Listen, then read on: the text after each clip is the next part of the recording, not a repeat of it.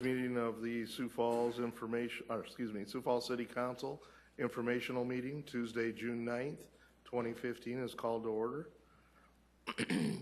Want to welcome everyone on Channel 16, webcast, or those that are here at the Carnegie. Our first item is Fiscal Committee update, meeting June 2nd. I believe that will be Councilman Jameson. Thank you very much. We had a fairly brief meeting. We reviewed the public facility ticket fee. Jim David gave us a good update, and we reviewed some language. Look for that to be coming to the City Council for a first reading soon. I got some sign language from Jim, but I couldn't figure it out. But soon. And if you have any other questions about it, I think we've all reviewed it, heard it once maybe, but ask Jim David. That's all we had. Any questions from council members? I do not see any. Okay, next item would be City Council open discussion. Any items for open discussion today? Councilman Karski. Thank you, Councilor. It appears that Uber, if you're on Facebook or any of the social media platforms, is probably going to be coming to our community soon. I know they're already in Fargo, and for those of you who don't know what Uber is, found a nice website. I Googled what is Uber, and it's if you go to the website time.com and then /355-6741/Uber, they have a real good, I think, definition of what it is, but basically they're a multi-billion-dollar tech company that processes payments for drivers that provide rides, and they take a cut for providing that service. By one popular definition, Uber is a referral service that is enabled by an app on a smartphone. Question comes to mind is, how do our ordinances apply, if at all, to Uber or an Uber driver? And I've asked that question, and it appears that Uber itself does not have any, it's not covered in any way, shape, or form by first glance by our ordinances, but the drivers probably are.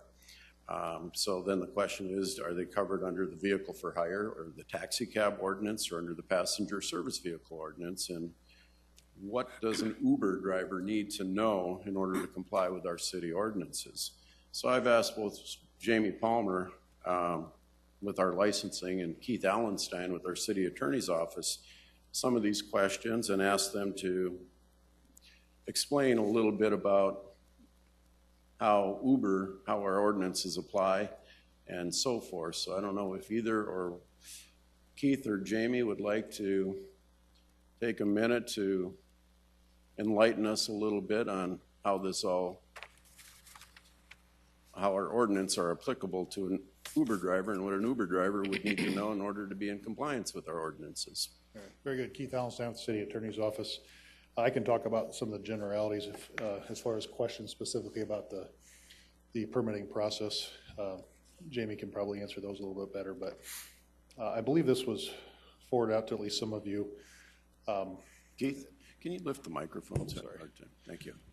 I think what Councilor Karski said is true. It's going to be difficult to regulate Uber because they're like a dispatching center, things like that, that they don't exist here. But what we can do, I think the way our ordinances are written is regulate the drivers. We have our ordinances are broad enough that it includes not only people taking any payment from a passenger themselves, which apparently these drivers don't. They get people paid at Uber. Uber then pays these people to drive people around. But our ordinances also talk about keeping or maintaining a vehicle for the purpose of transporting people. And I think that's what's going to be the definitional part that's going to apply to them. So if they are keeping a vehicle, and it doesn't have to be solely for that purpose, we have numerous taxi cab drivers that do other things with their vehicles as too. We've always treated people that if they use a vehicle as a vehicle for hire, then these do apply. As far as the actual type of vehicle, it would be in the class of a passenger service vehicle, because it would be by appointment only, which would mean it's the type of vehicle that wouldn't have any markings, wouldn't be sitting outside bars or whatever else trying to pick up a fare. They would be just on call, potentially by Uber, to show up and pick up a person. So I don't think that, and obviously the courts can always tell us differently, but I don't think there's a need to change anything in ordinance right now to regulate the drivers. And again, the thing that's important here is that I haven't researched this a whole lot, but I'm pretty sure that Uber claims that they do their background checks and they do some sort of vehicle inspection to the point that they can. But I think we want to maintain some of that authority here to make sure that the vehicles that our citizens are getting picked up in are safe, and the people that are picking them up, that we've done our own checks on them as well. So with that, I'd be happy to answer any questions. Counselor Staggers. I guess my question is, why are we so eager to regulate something that's not even here yet? I mean, I've been aware of Uber for some time now, and I'm aware of them being very dominant in San Francisco, doing a great job and everything, but they're not even here yet, and we're wanting to regulate them already. I guess I'm concerned about that. I'm happy if they do come. I'm happy they do come, because this is going to provide more competition here and more options for citizens to get around Sioux Falls. So, but once again, I'm still wondering, why are we so eager to talk about regulation already? They're not even here. Okay, Counselor Karski, please. Counselor Staggers, I guess the purpose of my asking the question isn't to regulate Uber or Uber drivers, more along the line of informing people that we do have ordinances that would apply, and how do they apply, and how is enforcement done, basically? Is it done on a complaint basis? Do we give Jamie Palmer a ticket book, and does she write tickets for not complying with our ordinances? It does open a whole interesting question, because somebody's going to complain, and it's probably going to be a vehicle for hire company saying that Uber, these people are driving and they're not complying with our ordinances. I'd rather have the conversation now than later, and that's why I asked the question. Well, I remember a number of years ago, I was taking a Uber-like vehicle from the Baltimore airport to downtown Washington, D.C. And I say Uber-like because I don't think there was much regulation there at all. It was the best ride I ever had, and it's the best one I've ever had since then. So we ought to deal with some of these issues too if there's real complaints, real concerns, instead of just, hey, they're coming to town, let's regulate them now. Counselor Jameson. Thank you. Just a little bit of follow-up. A couple weeks ago, I was in Washington, D.C., which is apparently the Uber capital of the world, and we got started on it through some other people who were using it, told us about it, so we started using it. I sound like a drug dealer, but we started using Uber, and it is super simple, super easy, but what we found out was that the problem was if there was an accident, if we were involved in an accident, like a bad accident, we're kind of hoping that the driver has coverage and that we're protected. It isn't real clear. We don't know exactly who the driver is, kind of. They have a name and some ways of knowing that, but it isn't like a cab. And the cabs in town hate Uber because it interferes with their business model. But the regulations on the driver and the safety of the vehicle, after a few rides, it is a more pleasant experience with the Uber drivers we found, but there certainly still needs to be a connection made to safety concerns that was brought up, and that would be my issue going forward if we should have somebody come to town like that. Yes. Counselor Kiley. Well, I think it's probably just going to be a matter of time before Uber inquires about moving into the Sioux Falls area. And as a governing body here, I think it is our responsibility to take that into consideration. And I do agree with Councilor Karski that it's much better to be proactive than it is to be reactive. So I appreciate the questions, Counselor. Okay, any other, Counselor Erickson? A new topic, are you Uber related? Okay, I wonder- Go ahead. Uber related? Sorry, I am not Uber related, but I would like to talk about it for just a minute. I wonder if Jamie might just remind us if I plan to be a driver for either a taxi service here in Sioux Falls, or if I decide I want to drive my car as an Uber driver, what am I going to need to do? Because we know they are coming, regardless of what Councilor Staggers thinks they are coming. We know that they'll be here, and there will be people in our community that will want to make extra money doing this. So what do they need to do to comply with the city ordinances? Well, it would, sorry, Jamie Palmer with licensing. It would kind of depend on the business model again, is how it's set up. But at the very least, they would need to contact the police records department and apply for an operator's permit. And I believe that permit costs $35. If they're considered independent contractors of Uber, I would envision that they would also need to apply for the business license. They would have to have a sales tax. They would have to provide documentation that their vehicle has been inspected. They'd have to pay the $50 fee. They'd have to get me the certificate of insurance proving that they have the appropriate amounts of insurance coverage. They'd also have to get commercial plates and then provide me copies of their operator's permit from the police department. So Right, because they are becoming a business within the state of South Dakota. They will be collecting sales tax. They will be operating a business in South Dakota. There are requirements for running a business here, and so those are the things they'll need to do. So start with the police department, and then if they're contracting, they'll need to come to you at City Hall. correct. Thank you.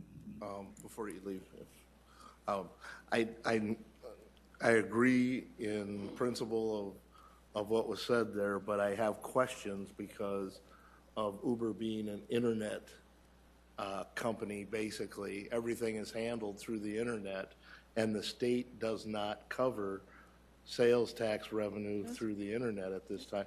So it's going to be, how do we identify these drivers if they don't want to be licensed? How are we going to be able to identify them? And, that's some of the questions, because like I said, everything is going to be done through the web, I believe, is how that Uber works. So The other thing with reciprocity, once you are a business, if you have a physical presence in the city or the state, you then are required to have a sales tax license. So even though 99% of it is done through the internet, if you are located within the border of South Dakota, that creates reciprocity, and you're required to have a sales tax license. So it doesn't matter if it's all done business through the internet. It's Jamie's getting in my car, I'm physically driving her from point A to point B, I'm here, I'm located here, I'm required to have a sales tax license, is how it works for So Department of those Revenue. drivers are going to be responsible for sales They tax would revenue. most likely be independent contractors, but it depends on how their business model is set up and how Department of Revenue wants to enforce it. Counselor Karski. I guess the point of my bringing up this conversation isn't that we're going to be hunting for Uber drivers and we're going to be trying to, come down on them. But you can be guaranteed that somebody is going to complain to City Hall, to Jamie, to licensing, to our attorney, that we have Uber drivers out there. And they're going to identify them by name. At that point, where does this go? And that therein is the question. What would be the fine, Jamie, for not doing any of these things? Well, the current process, and I'll tell you, the taxi cab or the vehicle for hire group is very self-policing, in that if they see someone operating and they know they don't have a license, I have a list online, and they check it regularly. If they don't see the name on the list, they call me. I, in turn, refer them to the police department, and then they deal with the police department on operating without a license at And this that time. fine would be?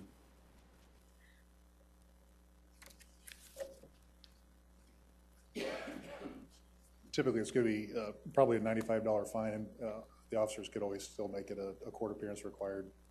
Then it's up to the court, anywhere from up to a $500 fine. And And there is always a possibility of jail time too with any city ordinance, although it's rarely asked for. So probably a $95 ticket to start with, which they can pay. If they choose not to pay that, then it's up to the court, up to the amount of $500, how much the fine would be. Thank you, Keith.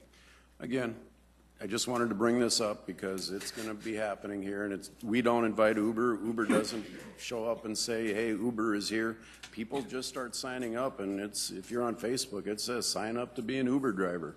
They're gonna start doing business here, and it's just going to happen quietly. They don't take out a big TV ad or radio ad or anything like that. It's just going to start, and we're going to be presented with this. So, Councilor Kiley. And again, I agree with Councilor Karski. And again, I don't have all of the facts in front of me, but let's assume that they are all independent contractors. At least with our current cab companies, the companies are responsible for doing background checks on their drivers. But with an Uber driver, if they are an independent contractor, who's responsible for doing that background check to ensure that it's not a pedophile driving our children or grandchildren around the city? So there again, I think it's important that we are proactive on this particular issue. Is there any recommendations, suggestions from the council? Councilor Famad? I don't think we're making recommendations. I think we're just reminding folks that we do have ordinances. I mean, we get these questions all the time, or at least I personally get these questions quite frequently that, you know, what would we do? Well, we already have ordinances in place, and I think that's what this conversation is about, is that the reality is if you're going to be an Uber driver, great. Go for it. It's a great way to make extra money. Understand that the state laws in South Dakota require this, and the city laws in Sioux Falls require that. That's it. Just want you to know that. Okay. thank you. Okay, we can move forward then. Next will be, Counselor. sir. Oh, I'm sorry, Councilor Erickson. Thank you. Sorry, new topic, non-Uber related. I just wanted to just share a little bit about my experience at the Paramedics Plus open house. I think most of us had the opportunity to tour and walk through their open house. And during that tour, talking to some of the executives from Tyler, Texas, and thanking them for believing in our company and wanting to do business in our city and state, it sparked a conversation of how appreciative they were of the city council, and they did not take each and every one of us for granted. Maybe that is because it was a little bit messy along the way, I'm not sure. But the conversation was very appreciative, and I want to share that with each of you because I know that was a pretty long process. Councilor Karski served on the RFP and spent a lot of hours reading and doing that. But it sparked another question I had was, how did this RFP take place? And so I started asking some questions and got some answers, and it was pre my time on the council, and so I just share this publicly because I found it very fascinating how this came about. Apparently there was an audit committee, the audit was done, and they suggested to do an RFP because it hadn't been done for a long time. There wasn't money in the budget, and so a counselor decided to make an amendment to our budget and provide the funds to do an RFP to better the response times for our community and just really see if this is where we should do, where this should be. And so I share that with you, and it was Counselor Jameson that did that. Sorry to put you on the spot. I know you didn't know I was going to say that, but I share that with you to challenge you, each of us, as we move towards the budget season, that we're thinking outside the box and solving additional problems and issues, because this Paramedics Plus, talking to them, walking through their building, it was awesome. Their technology is just phenomenal, and I think it's a great asset to our community. And so I just share with you the comments he had about us as a council, as well as how we got to that process. Since it was pre my time and I had no idea how we even came to that RFP, I wanted to share how that was done as well. So those are my comments. Councilor Rolfing. Yeah, I want to just touch on that too. I had the chance last week to join forces with another person on one of our 18-hole pastures for the city, and we were. He didn't tell me right away that he was a captain in the fire department, but after we got going and we started talking about it, he says, "I want to thank you for Paramedics Plus."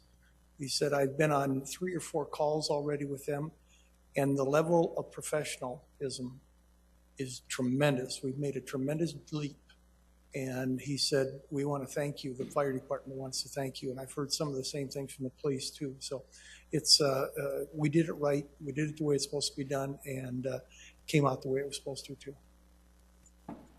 Councilor Jameson. I'll add one other note too from the open house. I ran into an individual who'd worked for Rural Metro or served as a paramedic for some 20 years and was there for the transition to Paramedics Plus. And just as from an employee's perspective, they are very happy. They kind of felt maybe that the other company had just gotten a little tired maybe, but either way, from an inside perspective, very happy with the new investment of the new equipment and just the attitude from management.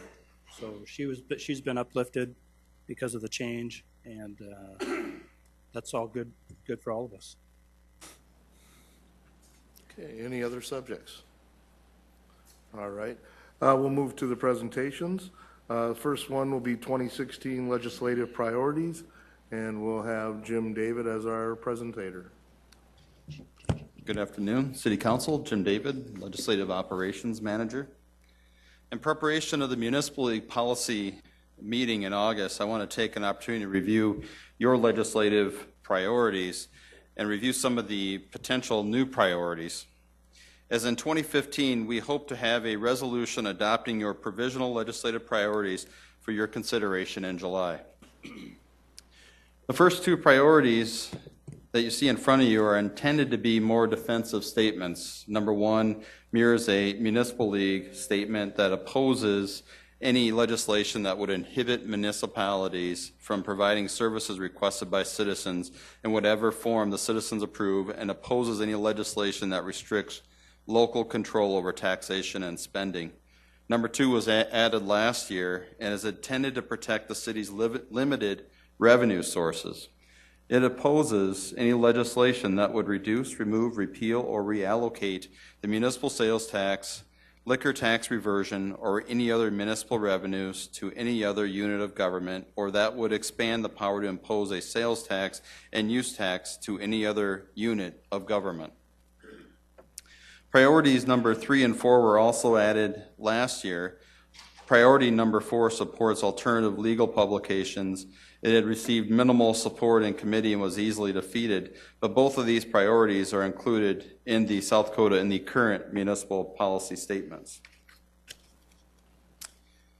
For discussion purposes, I've included 3 potential additions to the legislative priorities that were submitted by Councilor Erpenbach addressing the county needs in South Dakota.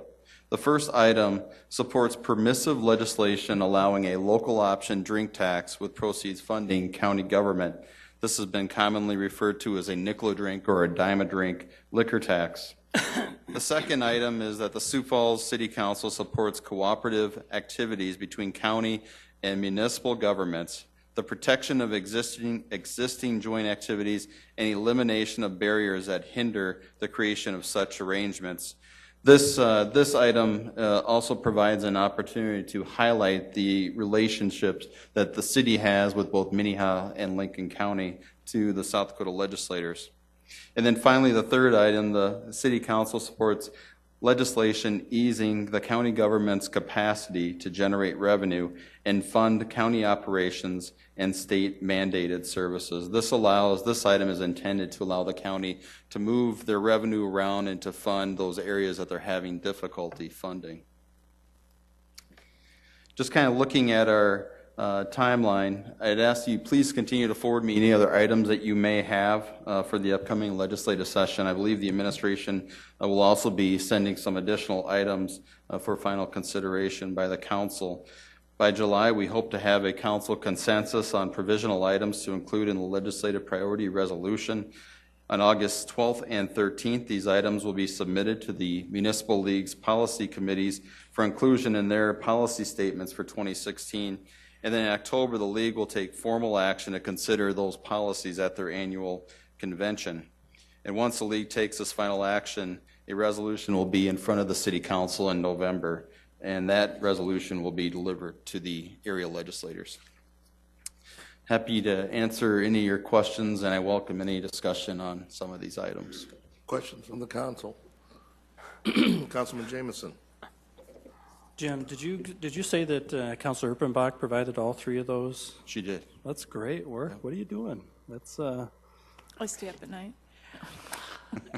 No, it's some of those things that we've had conversations with our colleagues on the county commission for years, you know, and especially the, you know, as we said, the nickel a drink tax, or as Councilor Kiley calls it, the dime a tap tax. Thanks. It does. It sounds great. But I think we're at a point, and we know that very clearly. Councilor Jameson, you have been key in bringing the two county governments together with the city government to meet and to collaborate over some ideas that, you know, it's time. In some ways, the county government in South Dakota is allowed to become sort of an archaic system. Let's, you know, that's why that third one is kind of as squishy as it is. You know, there needs to be new thought as to how local governments work in the state of South Dakota. And I just think because the city and the county, at least in Minnehaha County, are almost the exact same people, we have two governments governing the same group of people, essentially, that we really need to be working with those folks. And there are some things with state government that don't allow us to do that. I think these pieces would be critical in the future of the way the government works, at least in the city of Sioux Falls and in this metropolitan area. So, you know, we can tinker with the words in whatever way you want, but I just think we need to be supporting our colleagues in the county governments at this time. Councilman Karski. If I could, I just wanted to say that's Councilor Erpenbach, you really picked up on the cooperative nature that the municipal league is looking at with the counties as well. So you did a fine job here, really, and we'll review them for sure. And the other piece of all this is working directly with our legislators and having those committee meetings where we sit and talk to them one-on-one and get the legislator to buy in to owning one of these topics and sponsoring the bill and moving it through the House or whatever it takes. And we've had success with that, and it's a new generation of that effort versus just turning in our sheet like we used to do. So good job, and thank you. Councilman Karski. I too thank you, Councilor Erpenbach. The first option, or the first one that's mentioned there, last year during the South Dakota Municipal League Taxation Committee meeting, I made the recommendation that it was adopted by the committee to change the Municipal League's position from neutral to supporting the counties on getting the local option drink tax. Now, I don't think, and somebody can refresh my memory, if the counties really pursued that option last year, did they? From my recollection on that, Minnehaha County had proposed that or has supported it, but their association did not have that included as one of their legislative items. So the county association kind of let it die on the vine last year, basically. I'm not quite sure what happened at their convention or if Minnehaha County formally submitted this to their convention, but I know some of the items that Minnehaha County did submit were not included in their final draft. Okay. Thank you. And then looking at the second one, totally support. The third one I'm kind of confused about, and if you'd probably explain it a little bit. And the reason I asked the question is I've kind of asked a similar question of legislators, and maybe Councilor Erickson, being a former legislator, can confirm or deny this, but the counties have the capacity to opt out to increase their revenues if they want to. So are you thinking something beyond that, or where are we going with that? If I might, Mr. Chair. Please.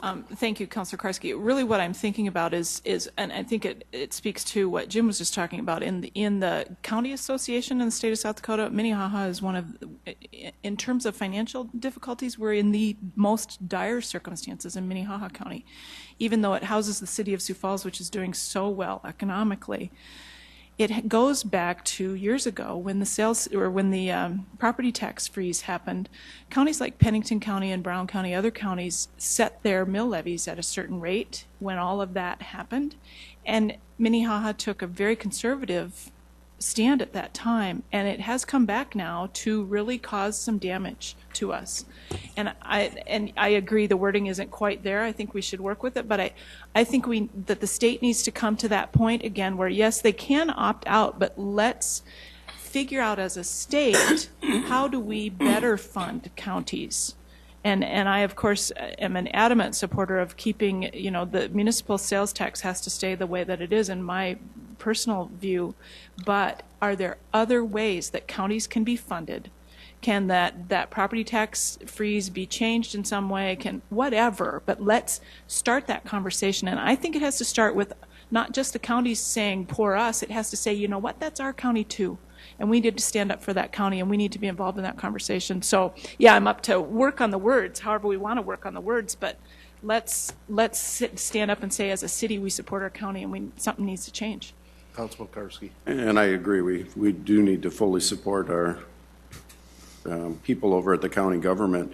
And it's interesting you bring up, Pennington County and Minnehaha County and the difference there. And, it's pretty much just the opposite of the situation we have here in Sioux Falls. And the school districts are the same way. The Sioux Falls School District, when that happened, I don't know if you want to say they did it right, but they set their funding at a level that has benefited them, where Pennington County School District is in dire straits, or at least hurting fairly well. So maybe it's more of a matter of the state allowing a reset back to zero and us supporting that type of activity so that municipalities, schools, counties, whatever, can maybe all be on a level playing field. Right. I think if I might, Mr. Chair, it really just is about that idea of we need to look at these systems differently. It's 2015, for heaven's sake. Stuff has changed since all of those things were set the way that they're set. We really need to start thinking forward, and we need to think about how this affects those people that we want all these people to come here, and we want them to have jobs, but we can't even figure out how to fund our governments. We got to think differently. We just do. Councilor Staggers. Well, I guess I'm not overly concerned about the county government, because I remember when I was in the state senate in the 1990s, constantly the county government was calling upon us for more money, and ever since then, every year they continue to do this. And then when was it, last year or the year before last, the county government took bold action.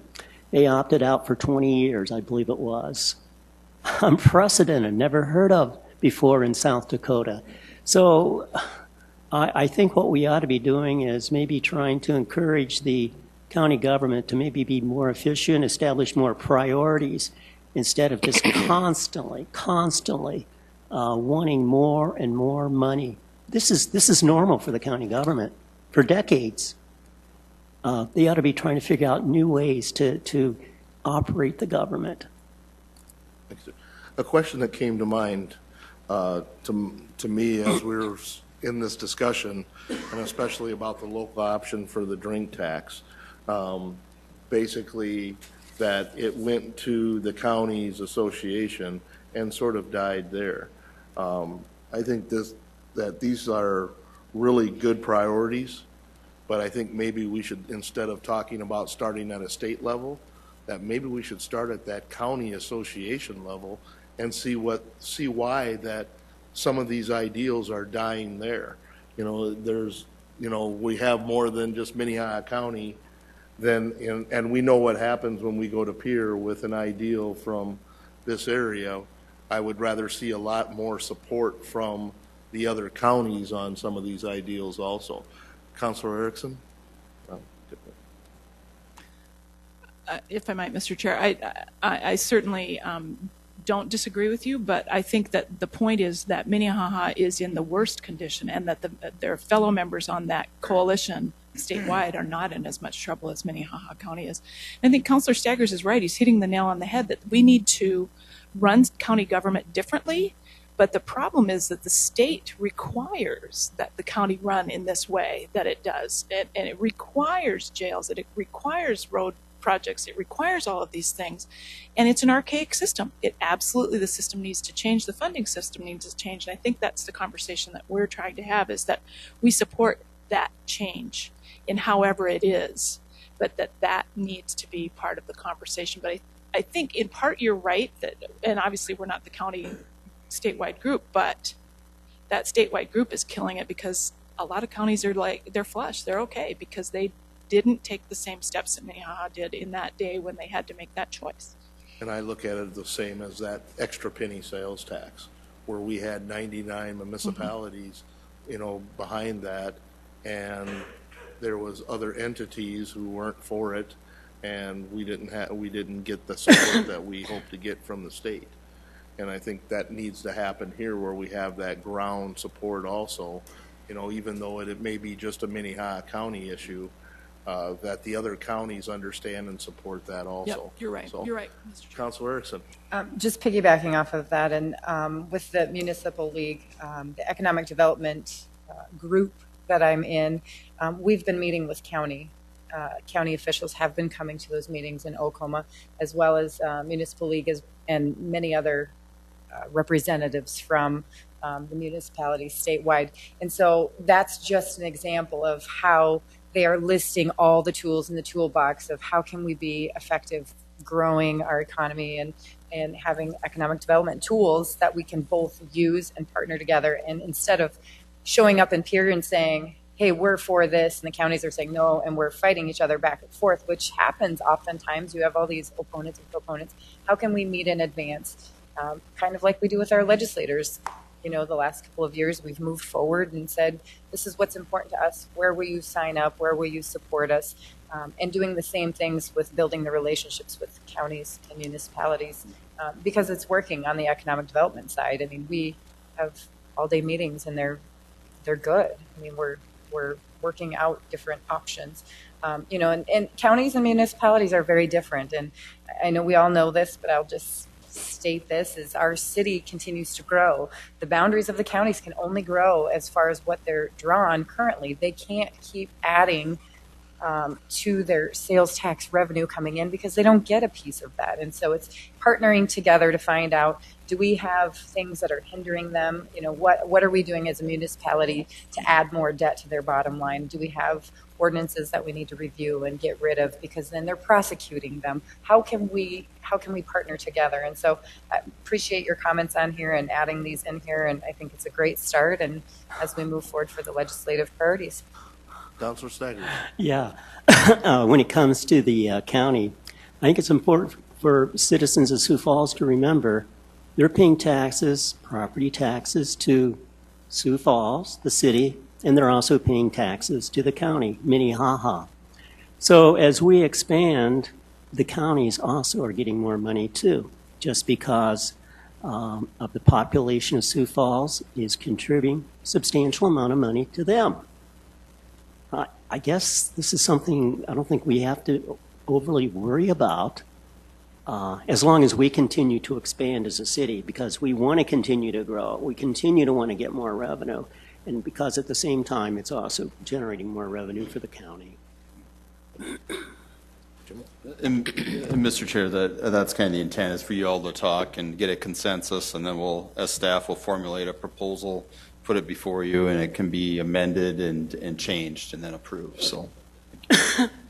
And remember again, June is the month for submissions of ideals for our legislative priorities.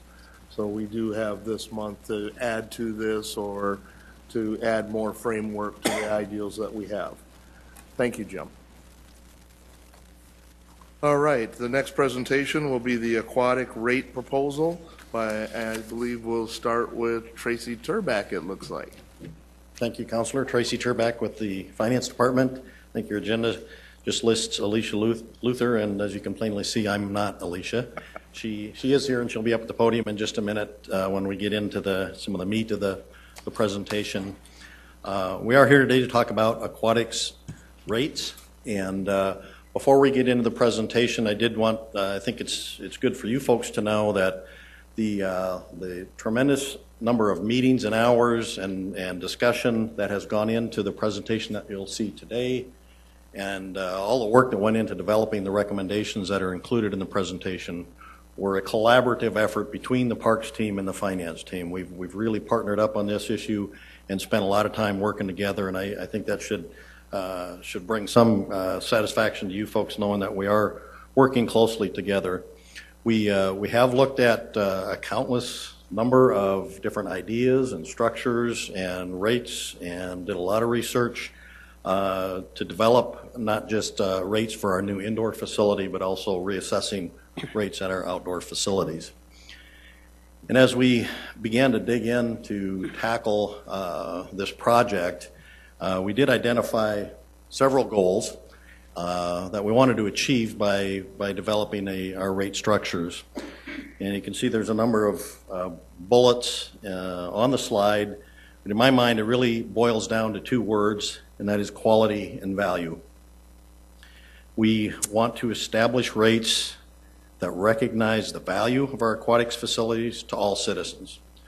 And that may sound very straightforward and very simple, but it really involves striking the proper balance, because clearly the people, the swimmers that use facilities benefit from those facilities and the quality that's provided in those facilities, but the community at large also benefits by having nice aquatic facilities within our community. And so it's not just something that should be supported strictly by the users. There is a reasonable balance, I believe, that needs to be struck.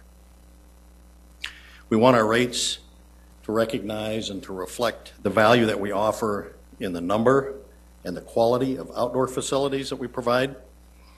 We want our rates to reflect and recognize the value that we offer in comparison to other South Dakota and Midwest communities, and you'll see quite a bit of information in the presentation that was gathered on that effort. We are, in the context of our outdoor rates, we are significantly behind other South Dakota communities, and you'll see a recommended phased approach to get our season passes up to something closer to what will be, or what we currently see as the South Dakota average for outdoor season passes.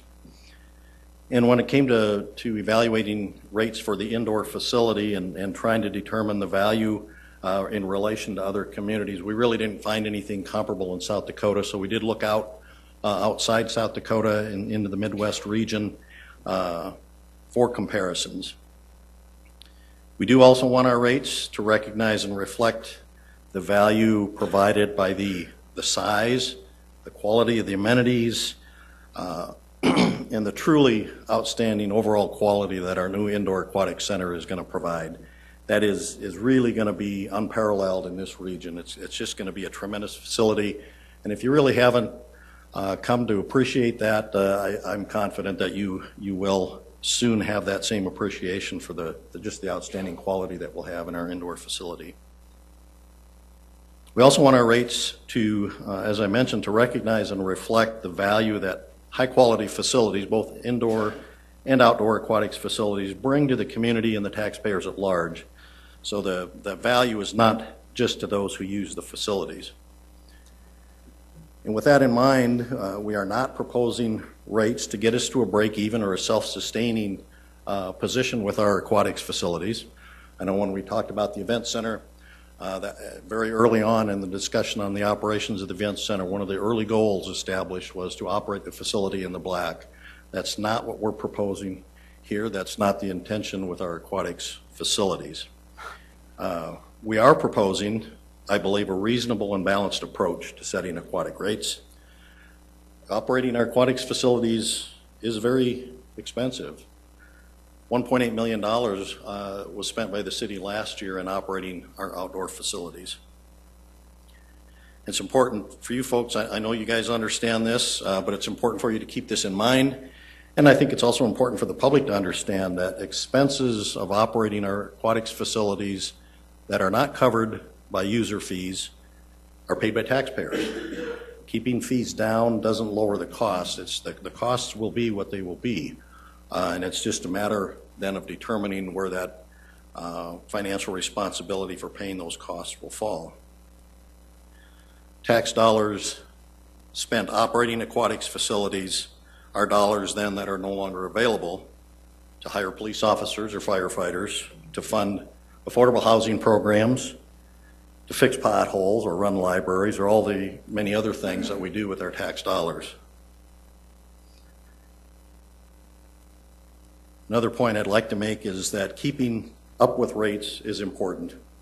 Getting further behind, as I mentioned, is certainly not the model we want to practice, in my view. Many of you have been on the council long enough to recall the very difficult and very painful decisions that had to be made with regard to water and sewer rates. The city hadn't kept up and hadn't made incremental increases in water and sewer rates for a number of years, and that ultimately resulted in some very painful and very difficult decisions for the City Council to get caught up. In addition to recognizing the value of our facilities, we do want to establish rates that will help to ensure a high-quality patron experience at both the indoor and the outdoor facilities. We want our rates to be affordable relative to the value that's being provided, and you'll see in the presentation that we are providing for significantly discounted rates for swimmers from low-income households. We also want our rates to put our Parks Department in a position where they can provide a safe, accessible, and fun experience for all users. So what you will see in the presentation, you'll see the recommended rates for both the outdoor facilities. Alicia will walk you through that portion of the presentation here in just a minute, and Don will follow Alicia with the presenting the research and the recommendations for the indoor aquatic facility rates. As I mentioned, we have gathered significant supporting data for that support our recommended rates in comparison with other South Dakota communities, with other Midwest communities, and I think perhaps most compelling, other local aquatics indoor facilities and other local entertainment options. And I think you'll find some of that information very, very compelling. With that, I will turn it over to Alicia, and she will take us through the outdoor rate recommendations. Thank you.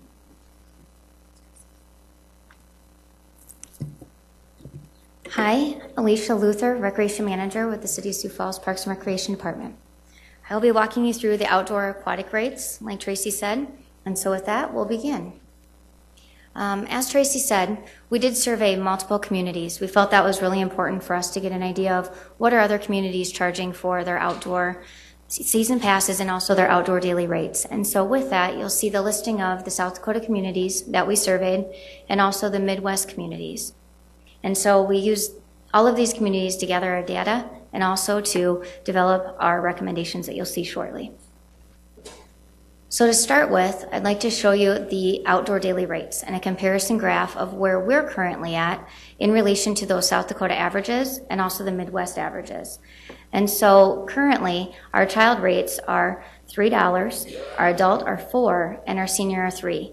As you can see, we're about the half this rate of our South Dakota communities, and we're fairly even with the Midwest communities. But again, approximately $1 lower at times. Moving on, our outdoor season pass rates. With these, again, we compared ourselves to those South Dakota and Midwest averages. In this graph, you'll notice that our rates are quite a bit lower than all the other communities that we surveyed. With that, we'll start with our child. Again, we're at $15 currently for an outdoor season pass. Again, our passes will get you into all 5 aquatic centers that we have.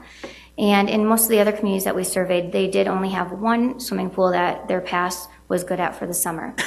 So again, child is 15, adult is 45, senior is 30, and family is 70. Something else that we found with the other communities is that they do have limits to their family passes. They range anywhere, they actually have a cutoff, so it's up to 5 family members on those family passes, which we currently have no limit to our passes. So another point that I'd like to make, at our bar graph, you'll see that currently our family rate is at $70 for a regular priced family pass with unlimited family members. That is half the South Dakota average for our current 2015 season. Also, in those different cities that we surveyed, we want to point out that out of all those different cities that we surveyed, whether it be South Dakota or Midwest, none of the other cities that we surveyed did offer a free or a reduced price season swim pass to their users. And we feel as we give you this information, it's also important for us to share with you the trends that we've seen over the years with our paid and free passes that we provide to the community. And so we started from 2006, and the reason for that is that we had a different system in place in 2006. In 2006, we worked directly with the Department of Human Services, and they would tell us who was in the most dire need of a free pass. And so at that time, they would distribute those passes for us, and we would range anywhere from like around 170 to 180 for free passes distributed each year. Again, those went to the people that they felt were the most desperate need of those passes. Then in 2007 and 2008, you'll see a change, and you'll see that we start increasing. The reason for that is that we started to partner up with other community groups, and we started to do the Summer Splash programs. Those were events that were held at various locations. It was a one-stop shop where people were able to get a free swimsuit that was donated from local businesses, and we were there to provide the passes to them free of charge. And then we move into 2009, where we started to move into our current structure for handing out those free swim passes, where anyone who is a Sioux Falls resident who is currently actively receiving EBT or food stamp benefits is qualified to receive a free swim pass from us for the summer. In 2013, you're going to notice that those free passes start to go down just a little bit, and also in 2014 they've went down from where they were in maybe 10, 11, and 12. Reason being is that we implemented our online season swim pass program, which has been a wonderful asset to the city, and we're so excited about it because we're able to have real-time data, which allows us to track all of our passes and what people have purchased that day. Unfortunately, before we had the online season swim pass program, we did have some fraudulent activity. There were individuals who were able to go to multiple locations in one day and receive multiple free swim passes. And so our online system has really helped us to achieve a more accurate account of who should be getting those passes, and people are not able to get multiple free passes. So now we will move on to our recommendations. For our proposed outdoor daily rates, you'll see our current rate structure, which does show that we do offer a $2 or a $3 daily admission. That is based on our traditional pools and our aquatic centers. What we would like to do, is move to just having one rate, just to keep it a little bit simpler. And so we'd move to a $4 across the board rate. Again, you'll see that that is $2 lower than our South Dakota average. For the adult, what we would like to do for the adult is to raise by $1. So from $4 to $5. And again, with the seniors, we'd increase by $1 also and move from $3 to $4 for our daily pass rates. And again, it was important for us to compare ourselves to that South Dakota average. And as you'll see, we still are remaining lower than our South Dakota average for the communities that we did survey. For our proposed outdoor daily rates, we also felt it was important for you to see it on a graph to show you how we will look compared to the other communities that were surveyed. So again, we're still going to be around $2 lower than anyone else in the state. And something else to note is that when people do come to our pools for the day and they pay the daily rate, they do get a stamp when they leave for the day. And if they want to go to another pool later in the day, they want to take a break, go get supper, they want to come back and go to, let's say they started out at Drake Springs and then they want to go to Frank Olson that evening, they're able to do that without paying another daily rate. Moving on to our proposed outdoor season pass rates, what you'll see is that it was very important for us to try to do a phased approach. We felt that was important. We didn't want to come to you with a large rate increase in 1 year, and we felt that it was important for us to ease it into our community. And so looking at that and trying to be as responsible as we could with the proposed increases, what you'll see is that our current child outdoor pass rate is $15, and we're proposing over the next 3 years to increase that to $60 in 2018. What we've done is, by 2018, hopefully we'll be able to get to that South Dakota average for 2015. So again, we're still going to be a little bit lower even by 2018, but at least we're starting to get in the ballpark of where we feel we need to be. Again, the adult is currently at $45, and throughout the 3-year step increase, we'll end up at $70 for an adult season pass. And for the seniors, we're currently at $30. It'll take us to $65 in 2018. And again, we're proposing now also for the family that we would do a family pass up to 5. What that would mean is you would have 2 adults, 3 children, or you'd have 1 adult, 4 children. we feel like that's very comparable to what other communities are doing. In our survey results, what we found was that a lot of the different communities do have this stipulation in place for the fees that they charge. They do limit the number of family members on those passes. So the current family rate is $70, and again, we would get ourselves to $150 for a season pass rate for a family of 5 by 2018, which is comparable with that South Dakota average. We also would still continue to offer the reduced family pass, which would be half the price of our regular price passes. Again, this would be limited to the 5 family members, and currently we're at $35, and we would move ourselves to $75 by 2018. In addition, in our survey results, what we found was that in most communities, they do offer an extra rate. So with those family up to 5 definitions, what they do is every additional family member after 5 does pay an additional fee to be on that family pass. That was something that we found in a lot of various communities that we surveyed. And so based on what we found from those communities and the average of what they charge, that was $20, and we would like to bring ourselves to that same level. So again, $20 for every family member after 5. When you look at our proposed outdoor season pass rates, what this graph will show you is that how we get to those pass rates and how we'll compare on average with the other communities that we surveyed. And again, the communities that we surveyed, these are their current 2015 pass rates. Again, something else that we found is that a lot of the other communities are raising their fees on an annual or biannual basis as well, just to make sure they're keeping up with their fee structure. So with the child, you'll see the first year will be that green color, and that'll be the 2016 increase. The blue will take us to 2017, and the maroon, the red, would take us to our 2018 target goal. And again, you'll also see that that last column does show our reduced family rates. And again, we did not have any other comparable data for that because the other communities that we surveyed do not offer a reduced family pass. So as we move forward, you'll notice that we did not include a free family pass on the slides that we're showing to you. And so our recommendation is to discontinue our free season passes. But again, we are committed to affordable access with the reduced season passes to those who qualify, so the qualifying households at half the cost of a regular season pass. And so we feel like that really does allow for people who cannot afford the regular priced rate to still have access to our facilities.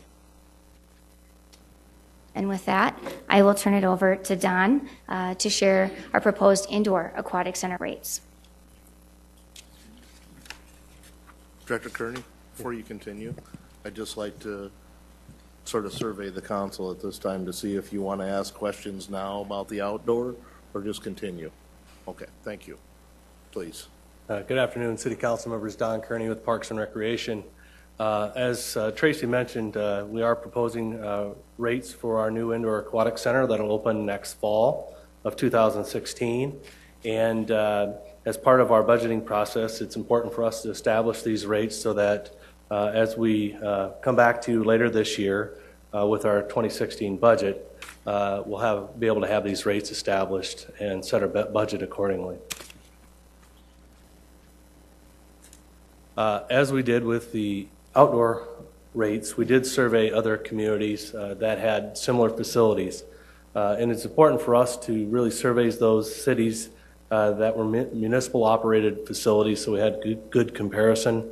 You know, there are YMCAs and other facilities that are a little bit more multi-purpose. They offer more than just an aquatic center. So we really did seek out those standalone indoor aquatic centers. And you can see the cities that we served as we drew our comparisons. For the proposed indoor rates for daily admission for 2016, we are proposing a $5 rate for child, a $6 rate for adults, and a $5 rate for seniors. You'll note that the Midwest indoor average is $4, $5, and $4 respectively, and the South Dakota outdoor average, again, we're using the outdoor average as another point of reference for the City Council because we really didn't find many good comparables within the state of South Dakota, but we felt like at least you know what other outdoor facilities are charging that are municipally operated. This next slide is just a graphic representation based on our proposed indoor daily rates, or where we would fall. You'll note that we really kind of fall in between the Midwest indoor average and the South Dakota outdoor average at $5 for children, $6 for adults, and $5 for seniors. And the other thing I would mention, and you'll see this in the fee ordinance, is that 0 to 2 years of age is actually free at our aquatic centers, and so there is no cost for their admission. A couple other options that we wanted to be able to afford people and create some flexibility and a very simple process for establishing entrance into our facility. We are proposing a punch pass that would provide a 10% reduction off the daily rate. And so it's much like a Hy-Vee gift card, so to speak, where you go in and buy a gift card.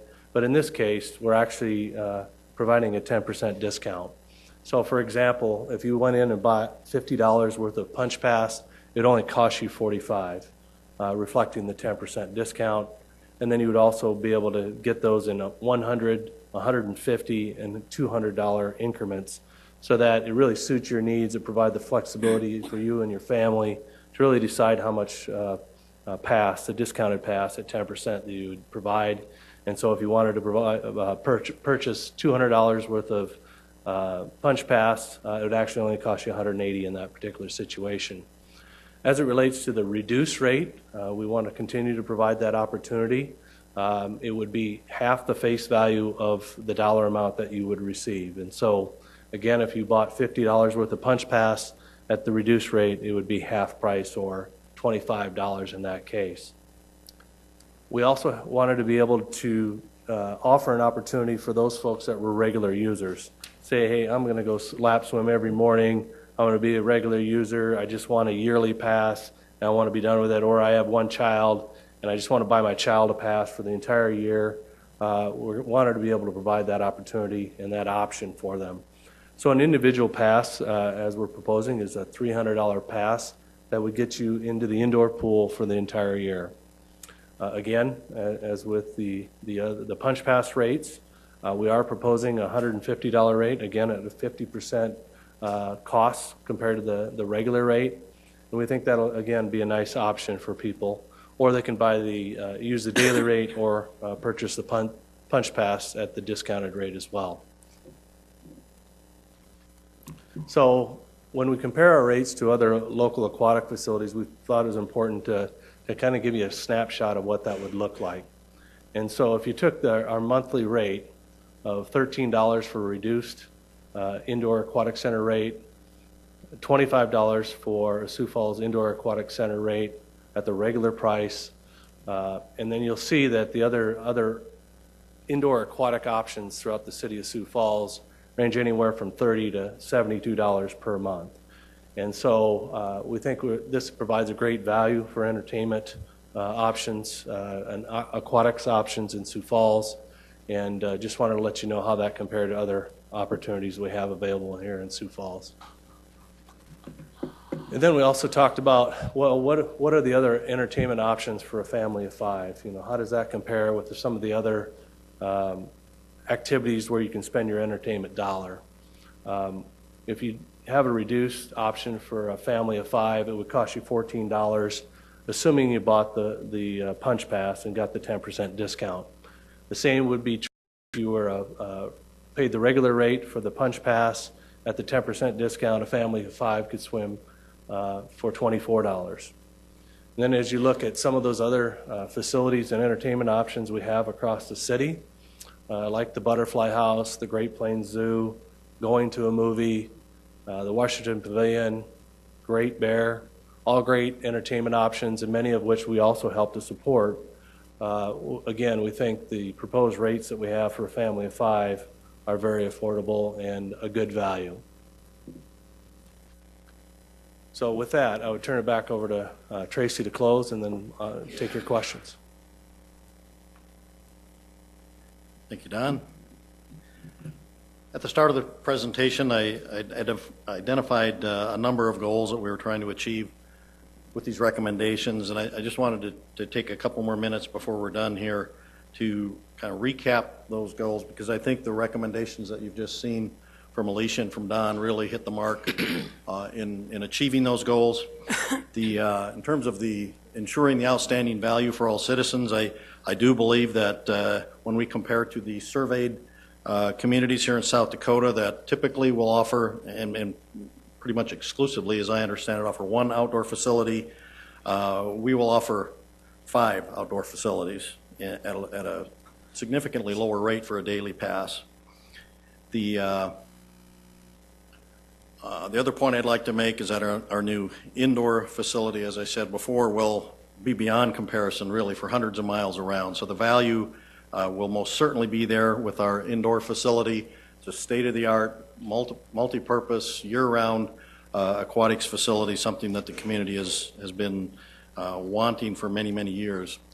And lastly, I believe the proposals that are made, the recommendations that we've put forth are fiscally prudent, and that they do establish that reasonable balance that I mentioned before between support from user fees and support from taxpayers. In terms of aligning our outdoor rates with other South Dakota and comparable Midwest communities, I think the graphics that Alicia and Don showed you certainly support that goal, and that we are well on our way to achieving that goal with these recommendations. One thing to keep in mind, that even with that $1 bump to the daily rates, we will remain well below the South Dakota communities that are offering only one outdoor facility. So that $1 bump is, I think, is a step toward aligning ourselves, but it still provides a great value with our outdoor facilities. The recommended phased approach that Alicia covered with you will get our season pass rates to the current South Dakota average by 2018. Of course, as she mentioned, by then we're likely to be behind the average again, because those communities will most certainly be increasing their rates as time goes by.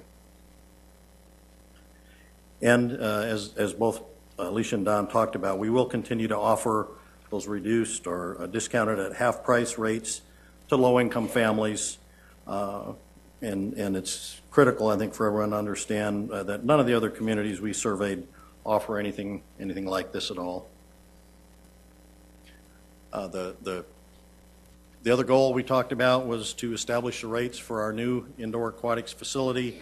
I think the rates that we presented to you are very reasonable, particularly considering the outstanding value that will be provided.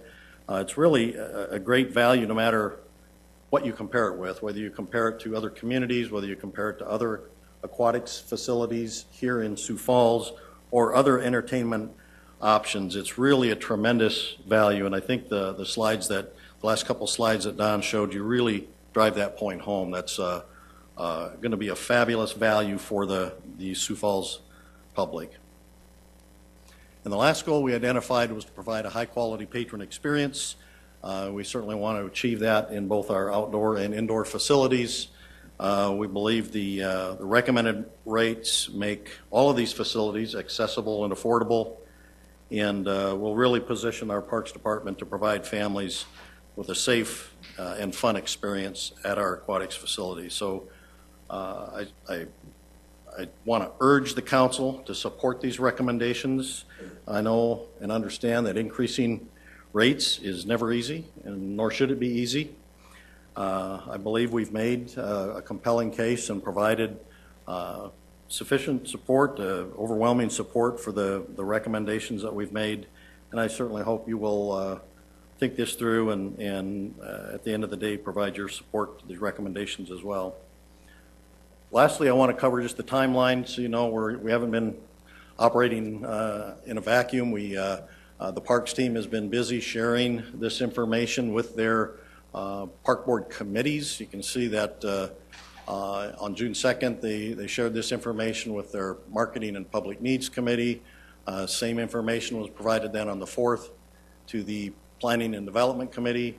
Last week on Friday, the whole Finance and Parks team met with council leadership, reviewed this information.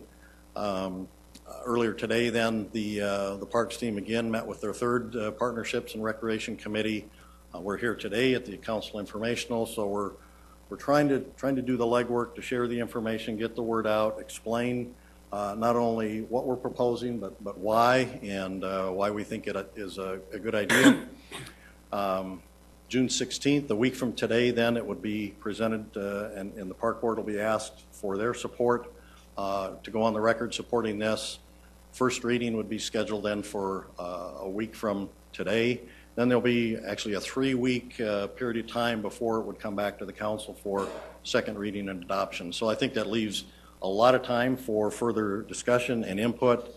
I'm sure you will have questions that will require some follow-up, and we look forward to that process. So we're still almost a month away before you would be asked to take a vote on this particular proposal. So with that, I know Alicia and Don and I will stand by for any questions you folks have. Thank you. Councilor Offenbach. Thank you. Thank you all. I do have some questions. I just wanted to make just a comment. I've spent about 5 years on the park board, and I all along thought that rates were not at what they should be. There was a time when the park board recommended a fairly significant increase in rates years ago, and the city council at that time, and I'm not sure that anyone is still sitting on the council, voted to cut those rates, to keep the rates very low, to make them affordable for our community. And I think there's value in that, but I also agree that we need to take a stand that as a community there is value in our pools. But I do have some questions for Don and regarding how this all might work if this were to pass. My first question is, what is a season when we talk about season passes for indoor and outdoor? The summer is the only season for outdoor, but there's not a senior season pass then for the indoor. Is that correct? That's correct. Obviously, this is a new facility. We haven't ever lived it before, and we felt like it was important to really start out simple, and then after we've lived it a little bit, there may be opportunities to need to be able to tweak it a little bit. So that's where we came up with the annual pass that they could purchase. They could pay the daily rate, but also have a kind of the middle of the road option where they could pay the discounted rate of 10% and basically just buy value on that discounted rate of 10%. So for the indoor, there aren't actual seasons. If I might continue. Councilor Chair.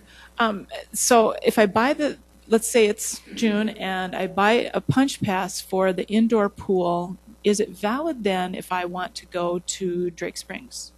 No, there would be separate indoor passes, and then if you wanted to go to the outdoor facility, it's a separate pass. Okay, I'm going to struggle with that. Then if I might, just one final thing, not quite related to this, but the splash pad at Spellerberg we've talked about over and over again. First of all, will it happen? And second of all, will it be free like Pioneer Splash Park is? The splash pad at the proposed Spellerberg indoor facility, with certainly every intention is for us to continue to pursue that and actually install that as part of the project. We're just waiting for the rest of the project to be bid out, so we kind of know where we're at on our overall budget. And so I think the next time we come back to you for your quarterly update, we'll have a better information on where we stand, because by that time we should have a really good feel for where we're at with our budget. And the second part of your question would be that facility would be it would be a paid admission to use the splash pad at the indoor aquatic center. And so the way it's set up, it's inside the fenced-in area of the aquatic center, and you'd be able to freely go in and out of the indoor aquatic center, or if you want to go out and be out in the sun, use a splash pad, you'd be able to do that too. But just from an access and control standpoint, it's part of the paid admission to the indoor aquatic center. Okay, thank you. You bet. Well, this afternoon, we've learned a lot about our rates that are proposed in comparison to other cities, other facilities, and so forth. But I didn't hear anything about, are we going to make any money off of this, or are we going to lose money? And if we're going to make money, what is the projection? And if we're going to lose money, what's the projection? Yeah, I think Tracy spoke to that a little bit. Unlike the event center, we're not planning to operate this in the black. We certainly do anticipate that we will subsidize this facility and certainly we'll get you more information about some of those projections. But part of, on the revenue side, depending on what you decide, will obviously determine the ultimate subsidy level. But right now, are you projecting $1 million subsidy for the indoor facility each year? Or what, I mean? Yeah, we can give you some sense of where we're at on that. I think Tracy can speak to that. I can take a stab at responding to that. And as Don mentioned, this is a new facility, so getting our hands around what it's really going to cost to operate a facility, unlike anything the city's ever done before, is a little bit of a challenge in and of itself. But we've done our best, and our best estimate of what it will cost to operate the indoor facility is for a full year, and keep in mind the 2016 budget won't have to cover a full year. It'll be about 4 months.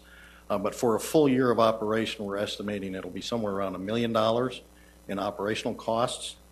And we've really gone out on a limb and tried to estimate, based on the rates that are proposed, how much revenue that will generate. And that's really taking a guess at how many passes we're going to sell, how many daily rates we're going to collect. But we've estimated that will generate about $700,000. So that would leave a gap of about $300,000, or about 30%. So that's for the indoor pool. And then how about the outdoor pools? How much are we going to lose on those? The outdoor pool, as I mentioned in my remarks, last year we spent about $1.8 million operating the outdoor facilities.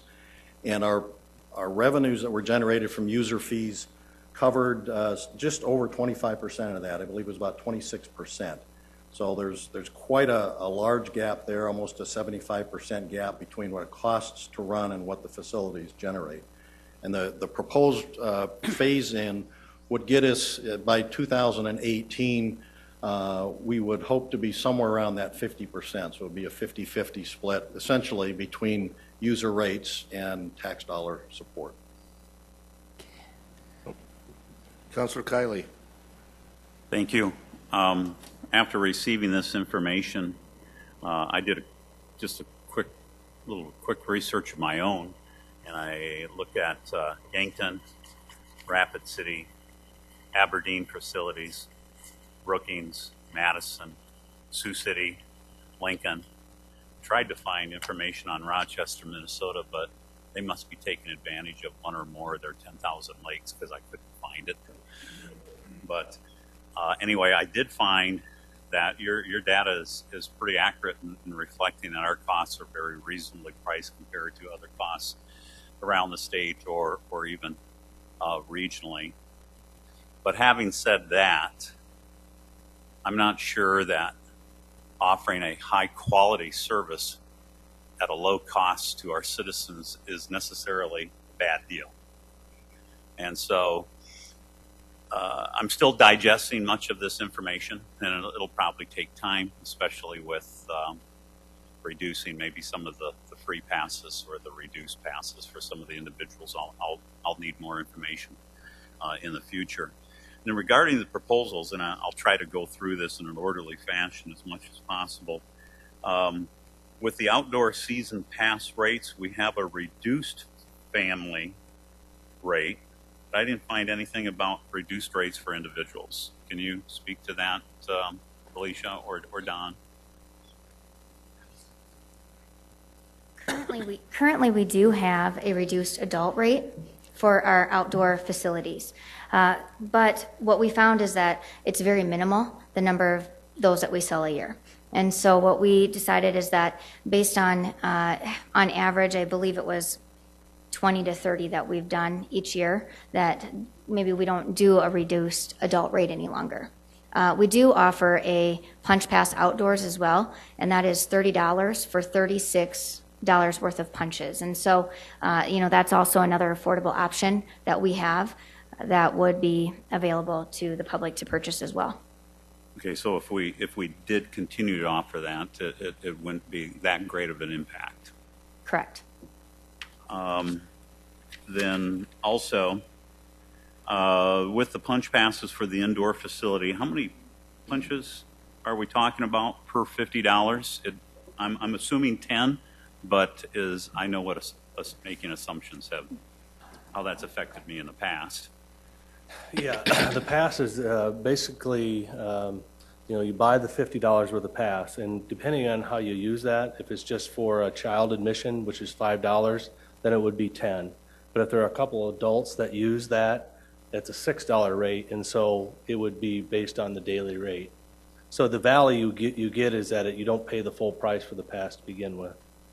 One of the other things that I noticed in your rates here, they're going up in increments of $45, regardless of whether it's 50, 100, 150, or 200.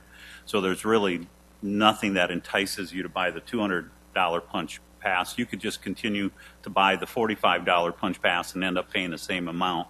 Can you explain the rationale? Because often, if you're purchasing the higher amounts, you're actually you're getting more bang for your buck. And then there's an incentive to do that. Yeah, I understand what you're saying. I know that, for example, some of the golf courses do that as well, where the more you buy, the bigger the discount. Is that, I believe that's what you're referring to? Yeah, certainly that's something we could take into consideration, but again, we're trying to make it as simple as possible, as straightforward as possible, and certainly that's something that we could consider. And then along with the indoor passes, this is kind of the opposite. There's an indoor annual pass that I can see, but I'm not seeing a family annual pass or a reduced rate for family annual pass or a reduced rate for an individual annual pass.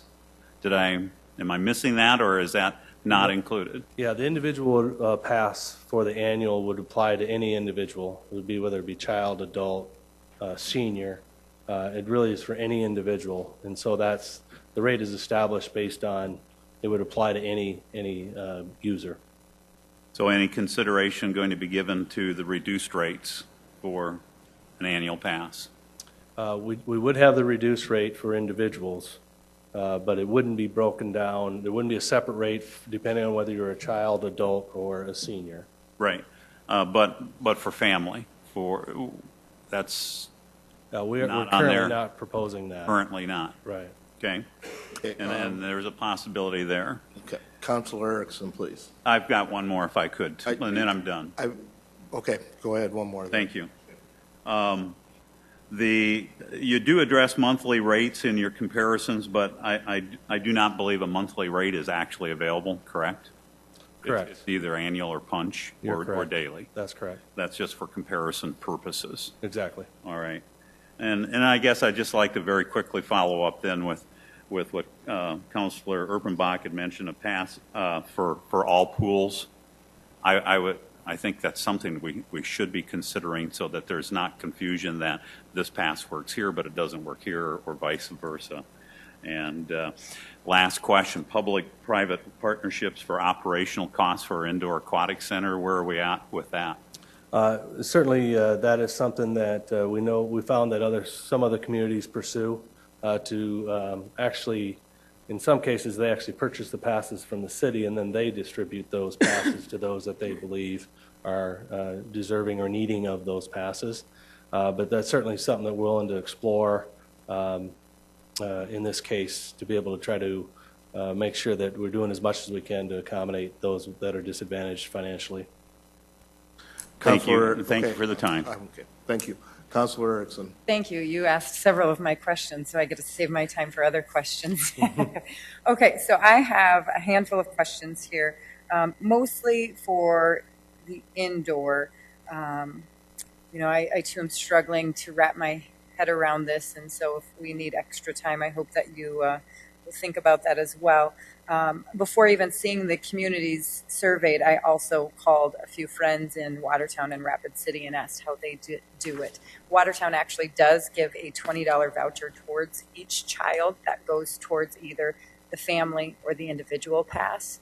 And so, which is different. Rapid City didn't. I know they're not on here, but Rapid City doesn't offer. Sometimes they partner with nonprofits who do give them out in their community, which the director from Rapid City did give you many praises, so I'll pass that along to you as well. For the indoor, my questions are about, also Legends was hired to do for a 6-month time frame. We were supposed to be getting an update, and I don't believe we received any updates about public-private partnerships for sponsoring of the outdoor facility, swim time clocks, you name it. Just curious where we are with that aspect of the public-private partnership. Yeah, that's a good question. Legends is still actively out in the market pursuing that naming rights deal. They're actively pursuing all their leads, but at this point, we don't have anything finalized on that, but it still is something that they're actively working on.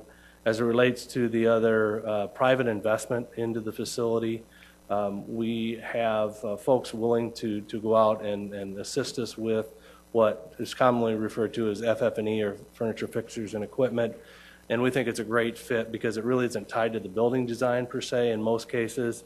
And so lane ropes, starting blocks, time clocks, all the different types of equipment that you put into an indoor aquatic center, they're very supportive and willing to go to work on securing those items. And so I think it's just a matter of giving them a go once we have that complete list of what's needed to really go out and attack that and provide that for that facility, which I think is really going to be a significant help to the project.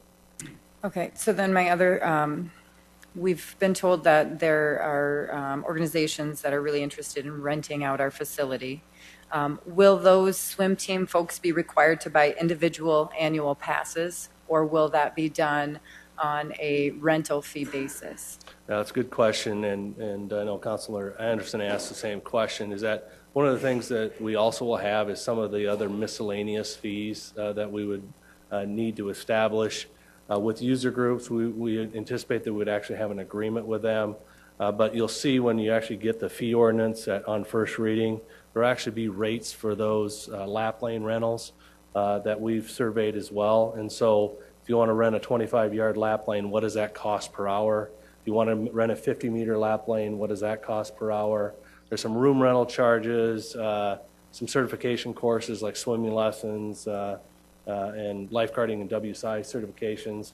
Those will all be in there, but the meat of the actual revenue is in the daily and season pass rates, but you'll see that in the actual ordinance itself and be able to take a look at those. Okay, and then the other thing going with the swim teams, if it's a meet and they charge admission, is that their meet, or is that a city meet that we get to keep the admission to our facility? Even they're renting it, Yeah, it's our building. What we're proposing is a significant change from what we currently do. I would tell you that we're proposing a $10 per participant fee for that, which is significantly more than we've charged for outdoor facility like at Frank Olson when they have a meet. We've been in communication with them about what we anticipate that charge to be. Ultimately, the City Council gets to decide what that rate is. But again, that is a result of talking to other communities that have these types of facilities, and that's what they charge, and it's significantly more than what we currently charge at Frank Olson. One last one. I promise it's only one.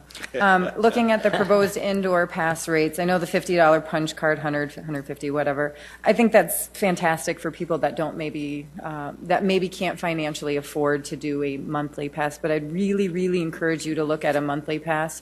For our family, we pay for a gym membership. I don't use it, so they get my money a lot each month. I mean, they just get all my money because I'm not using it as much. Same thing with the monthly pass is if you've got a family that wants to have that monthly pass and they swipe their card every time they go in, well, you might not get say it's, I don't know, $30 a month, $40, whatever it is. If you are swiping that and you're using it 3 times a month, well, you probably made more money on your return than doing your $50 punch pass because you just got $40 a month. Just kind of like the gym, and maybe that's something you talked about. I just think if you set them up on that automatic deposit, just have it generated. For some people, it's ease. For me, knowing that I just don't have to go out and get the punch pass, it might be easier for a family like myself to just know I can just go, swipe my card, and off we go. Just a thought. Yeah, and your thoughts are, I mean, the one thing that we found in all of our survey information and talking to all these facility providers, there is no one-size-fits-all. They all seem to do it different, and they kind of customize it to our community. So we thought, it might be easier just to start simpler right out of the gates, not knowing what kind of demand, what kind of use we're going to have, what kind of feedback we're going to get from people that use our facility.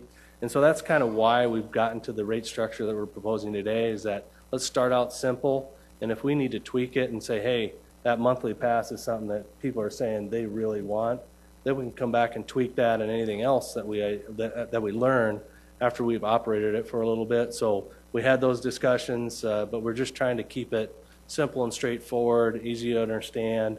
And then if we want to get more complex or right-size it to what we're hearing from the community, then we certainly can do that too. Just, at a reduced rate of $150 or even the regular rate of $300, that's a large check to just write out. So I don't know if you plan on offering like a payment plan or something of that sort, but, $150 is a lot of money to just, if you have 2, 3 kids or just one or yourself or whatever it is.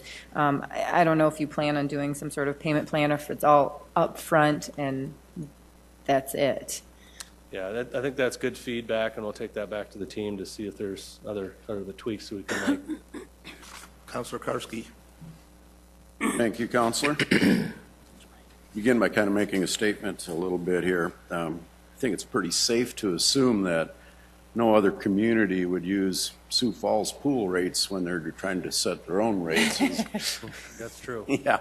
And based on that, kind of going back to, I'm going to disagree with Counselor Kiley on this and probably put myself out there a little bit. I think we do need to look at the rates, and I'm glad that we are. You are making concessions with the reduced family rate. I guess more discussion on that, I think, would be important. How are we using that rate? I know we use the free and reduced school program to set that rate, but what is that formula and how does that work? Are we using the right formula when we go from, according to Alicia's numbers in 2006, only giving out 6% passes, going all the way up to 63% based on that formula? It kind of is confusing. And it also kind of begs the question, when it drops, why would somebody want free multiple passes? Were they selling them? They were. Oh, interesting. Okay. I'm glad we have our hands around that a little bit better then. Questions I have, or maybe going on, Director Turbach made the comment that by changing these rates, we would go from subsidizing our pools at 25% to 50% of the budget. So currently we're subsidizing $1,350,000 of our budget is going to subsidize the pool operations of their total. This would free up $450,000 additional money in our general fund that, as you had said, can be used to hire firemen, policemen, whatever the case may be. I think that's a very valid point. And with Councilor Erpenbach, the all pool, or the pass, using the pass to get into all the pools, I think there would be confusion there, but I think if you buy an indoor pool pass, you get into any of the outdoor pool pass, into any of the outdoor pools. But it would be kind of hard to go the other way when the rate is so much different, unless it was a daily rate, I guess. I don't know if we're going to have ongoing discussion with this, but I see where we have a lot going on here, and I support the incremental look at this, and we just want to thank everybody for their time and what they put into it. No questions. Councilman Jamison. Thank you, Don or Tracy, either one. I couldn't help but count the number of times the word value was stated. And I counted 12, just myself.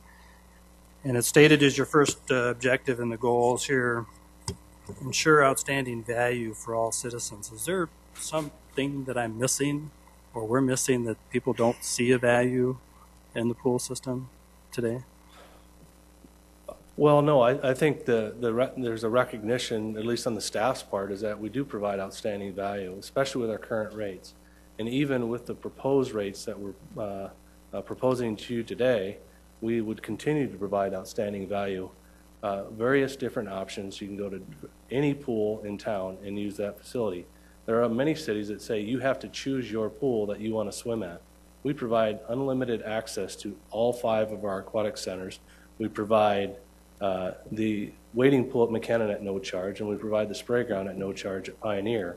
And so I think that's what we're trying to speak to, is that we provide a lot of service to the community, and we just think that it's worth the investment by the folks that use those facilities to pay a reasonable rate for those services. And I think they are of high quality.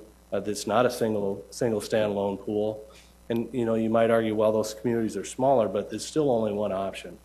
You really only have one option in those communities. And so just trying to reinforce that there is great value, and certainly offer up to Tracy if he has any additional comments on that. That's fine, I get it. I just couldn't help but notice the number of times it was stated, and it's just a little thing we do up here, keep count of some of those words. One of the other things I was going to bring up is I have a lot of questions, as some of you do and did already ask, but I want to just ask maybe two things. I think there's a fundamental question here about the goal, and well, first off, the indoor pool I think is just a little separate than the outdoor pools, in my opinion. We don't have an naming rights sponsor for the indoor pool. I think there's people out there who want to do it, but we really don't have our hands around exactly what that operating cost is going to net out to be. And I think if we just spend a little more time on that, we have time before it's finished. The timeline that's laid out here is, to make some decisions right here in June. Park Board votes in June. In essence, the second reading and final vote July 7th. I'm not sure what the reason for having, just to get it done, I suppose, is fair, but we don't have a deadline unless we're missing a publishing date or something that requires it to be done by then. Help me understand the timeline. Sure, I'd be happy to. And I think Don alluded to this during his remarks.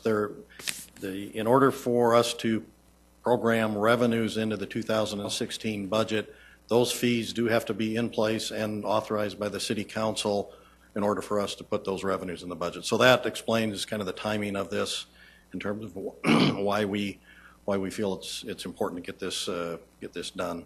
Understandable. Okay, I get it. I must have missed that part. The fair part about the discussion, I think, is that there's a lot of different rates in here, a lot of different adjustments that we have to consider, and it's going to impact a lot of people.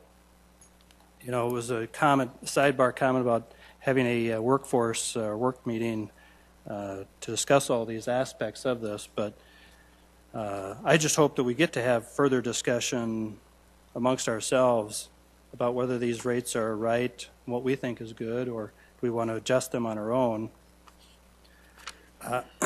Just in one other reflection here, like some of you, I did make some phone calls as well. I called Rapid City, hadn't heard back from them. Yankton used to provide some free passes for kids. They stopped doing that 3 years ago. They saw a 20% discount or 20% reduction in people who came to the pool, so they were able to keep 80% of those people. So I think they recovered pretty well. Brookings, though, I found that they still do offer a free pass. The individuals need to go to their Interlakes Community Partnership Center, and apparently from there they can get a certificate to get a free pass for the pool.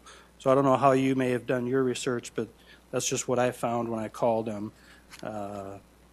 Anyway, and Yankton has an indoor center, but as I think Don mentioned, it's not comparable to what we have for an indoor pool. So some of the rates wouldn't apply for what they're doing, but there's a lot of ways to make this all work with the rates. And I commend the staff for trying to get through it and wade through it, because it's not easy, just as we've tried to absorb it here today. I just think we probably need a little time. That's all. Okay. Councilman Rolfing. Thank you. There are times when being the elder on this situation, this council is somewhat of an advantage or a disadvantage, and I'm feeling that this may be one of them, because I know Councilor Anderson, you and I talked about this, and some of the rest of you, that we can remember in Sioux Falls when we swam for free, and we've had some of this discussion earlier, 4 years ago, I think, when we were just on this, when I was just on the council for the first time, and the rates went up, and we all really, struggled with making that decision, and I think we need to keep that in mind. I wonder if our free swimming is not kind of like free ice water at Wall Drug and 5-cent coffee at Al's Oasis, in that it brings people into the pools, it brings people from outside the city into our area to spend their money and to recreate here, which is always a good thing. So I struggle a little bit with that.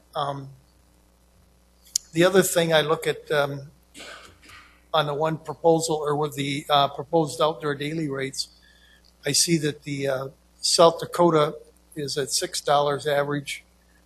We are now at 4. And is it 4 or are we at 3? We're at 3 now, aren't we? We're at 3 now. Proposals to go to 4. The average in the Midwest is still $3. Maybe they know something that people in South Dakota don't know. That keeping the rates low on this is important, because I think it's kind of like our park department.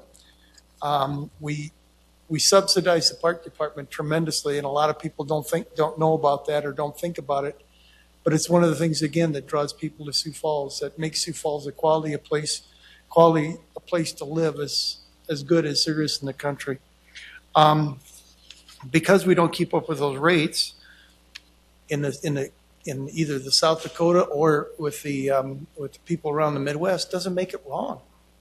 It just flat out doesn't make it wrong. And to be looking at this as I guess I prefer to look at it more as a marketing tool, if you will, or a quality of life issue, rather than keeping up with the Joneses, so to speak. And I really feel we need to find some way, not unofficially, but officially, of how to fund those passes for people who need them. In my opinion, we've got to find a way to do that isn't say, well, we hope we can be able to find somebody to do this, give us some money so that we knew it. No, we either got to do it with our funds, or we got to have it on a contract with somebody to be able to do it, so that those kids, I keep coming back to what Bob Litz said when we went through this before. This is the only bath some of these kids get every week, and we need to keep make sure that these kids stay clean.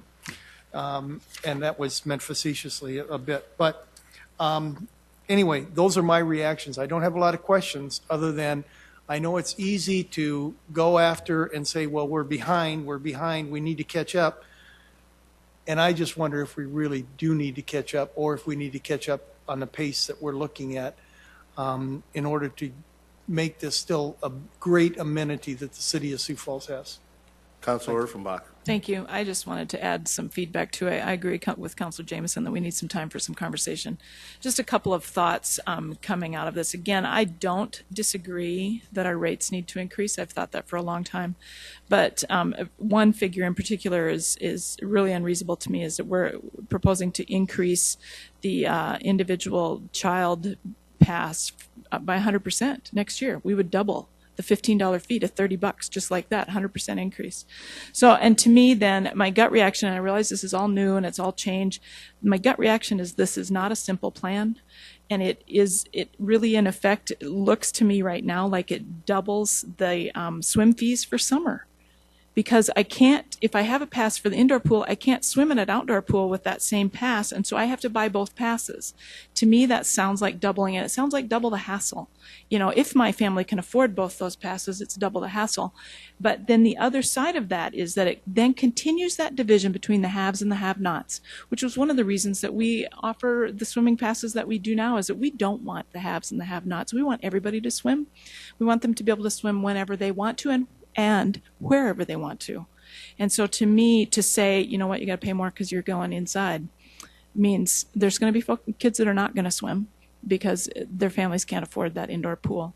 And I think there's got to be a way that the indoor and outdoor, you have just one pass, you pay one fee, whether it's reduced or it's free or it's full price or whatever, but you pay one fee and you swim in any pool in Sioux Falls. And I realize that's different than what other communities are doing, but I don't think we've ever said Sioux Falls is like all these other communities.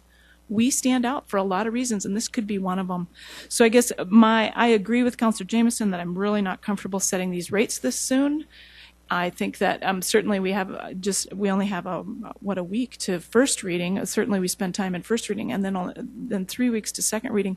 I guess I would beg citizens to give us a call, send an email, whatever. I would like you though to look at these numbers first. Don't just say don't raise the rates. Please just give us some real feedback in terms of what is this going to mean to you, to your family. I want to have those real in-depth conversations about this, because this isn't just. I mean, we say we're tweaking it, we'll fix it later, but sometimes we get kind of stuck in a rut. So I'd really like us to start out in a good place, and I'm not comfortable where this is at right now. So that's my 2 cents. Councilman Karski. I'm just looking for a little perspective here. Who can tell me how many days our outdoor pools were open last year? 53. Should we guess? What's over under? No, that's too many. Well, 62. approximately, they're supposed to be open 101, but that's obviously not true because of closures and things. And so I was just going to page through here because I do have information on that. You give me just a moment.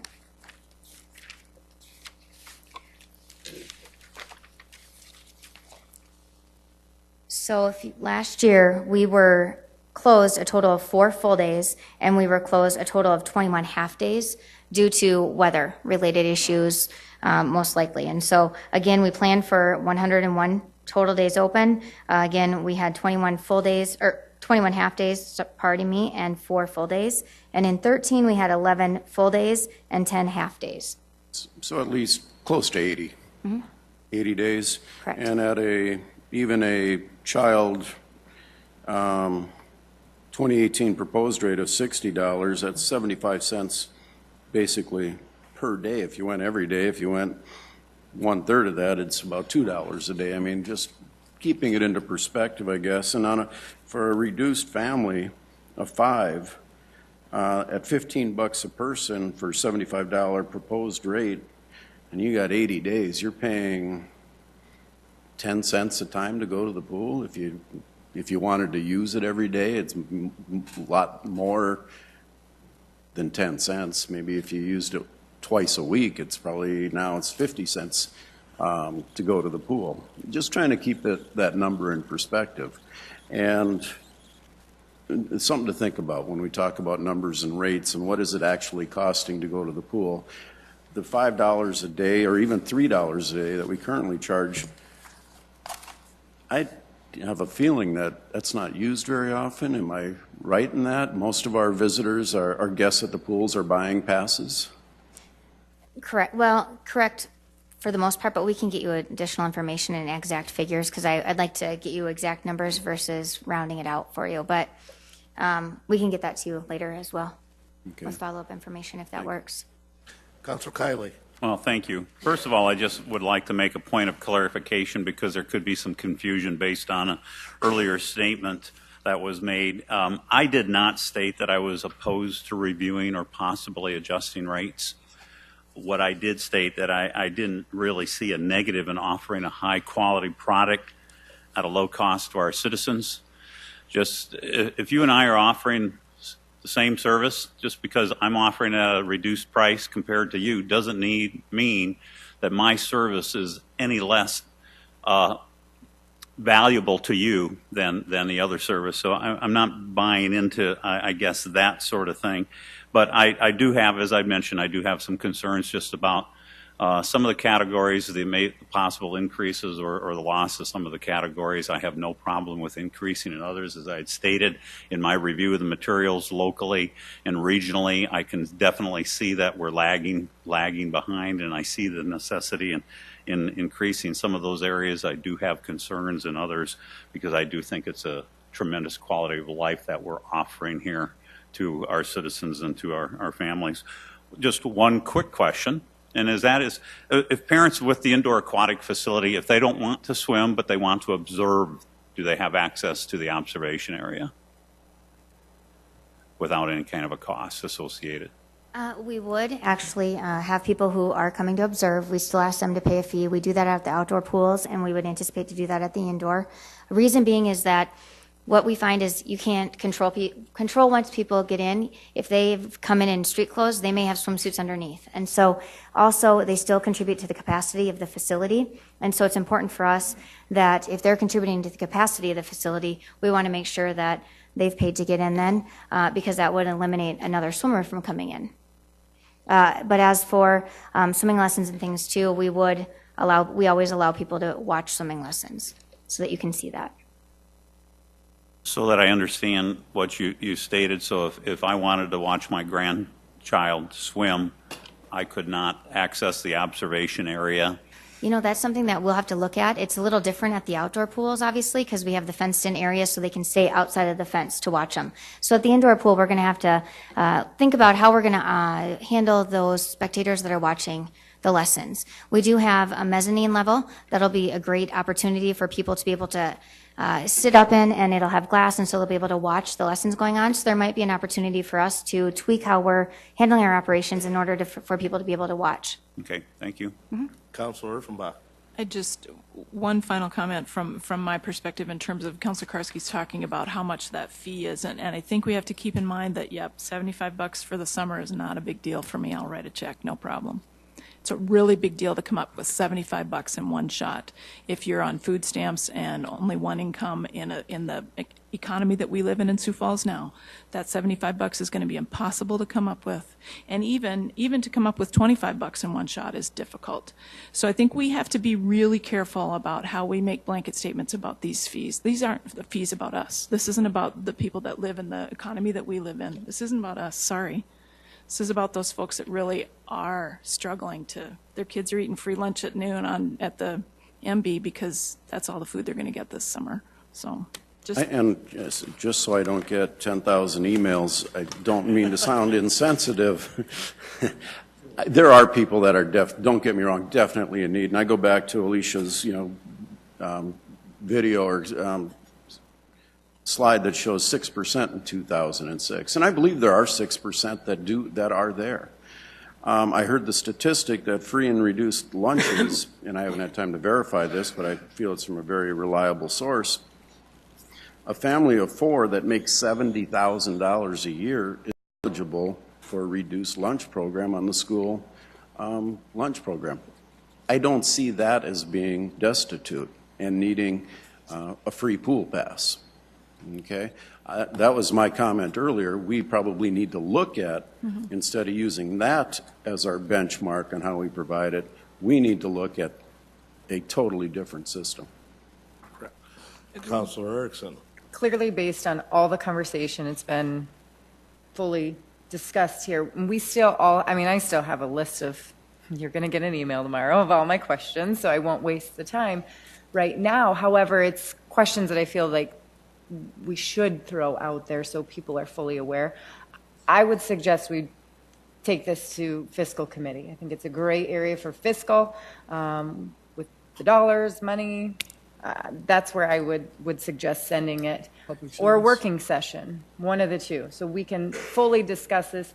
If time is of the essence and we want to do a working session, great. Just my thought. Counselor Jameson. I would just chime in as well that, when you consider the budget impact, like was brought up, and that's fair.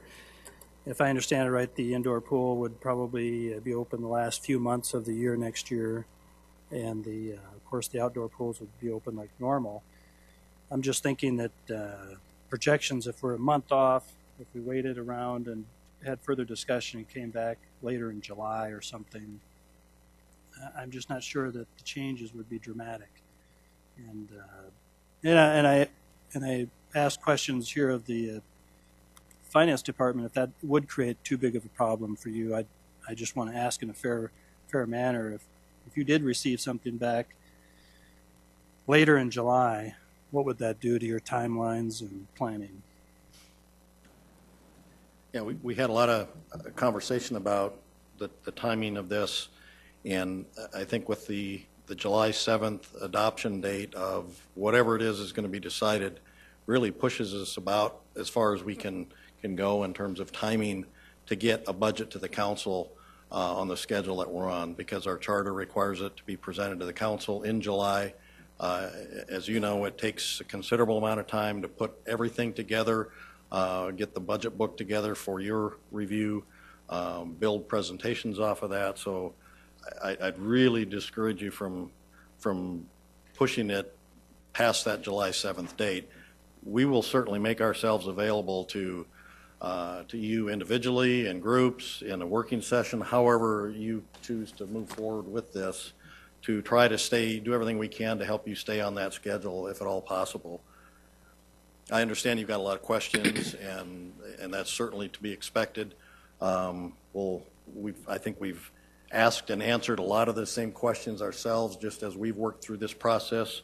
A number of the points that you've made here today, and there have been some very good ones in terms of rate structure, a lot of them, the monthly rates, the all-inclusive rates, a lot of those things we've talked about, and ultimately for the indoor facility, as Don mentioned, the decision was made that let's keep it simple. Let's try to anticipate as many of the possibilities or the largest number of possibilities as we can and try to cover those. The one thing, I guess, in my mind that I was really maybe the only thing that I'm certain of is that after a year of operation, we're going to want to change some of that. And that the structure is going to change, whether we want to add a tier for a certain type of rate, whether we want to add a monthly pass. So again, I guess I would encourage you not to get bogged down too much in trying to get it perfect the way, the first time out of the chute. We spent a lot of time trying to do that, and I can tell you we're not going to get it perfect the first time. We looked at just a ton of different possibilities. There are really endless opportunities, endless possible ways you could structure rates. You can discount rates. You can, with the punch passes, it's limitless. And so as Don said, we tried to keep it simple. If you want to talk about rate levels, that's certainly an appropriate, fair discussion to have. I think what people should be paying, what you think is a fair cost. But I'd really hate to see because you could burn up a lot of time talking about structure, and when we don't really know. I think we need to get to the point where the facility is open, the people are starting to use it, listen to what the people have to say that are using it, what works for them, what doesn't work for them, and be prepared, as I say, a year after it's open to be adaptive to those needs. So that's I guess my encouragement or advice to you folks today on that point. Councilor Erickson? And with all due respect, then maybe we do a working session, but I then carefully ask, why bring it to us on such a short timetable then? If we're down to the wire, why not bring it a couple months before? Or why not have this conversation a little bit sooner? I guess I don't know. I guess I don't know that this is a short timetable. I mean, you've got almost a month from today. I think that provides ample opportunity. We've got a lot of the research, the background, the data. We can certainly share all of that, any of that might help you understand better kind of where we came up with this information. The outdoor rates, there's not a lot going on there in terms of changes to the structure. You simply have some decisions to make about where you want to be from a revenue standpoint on the outdoor rates.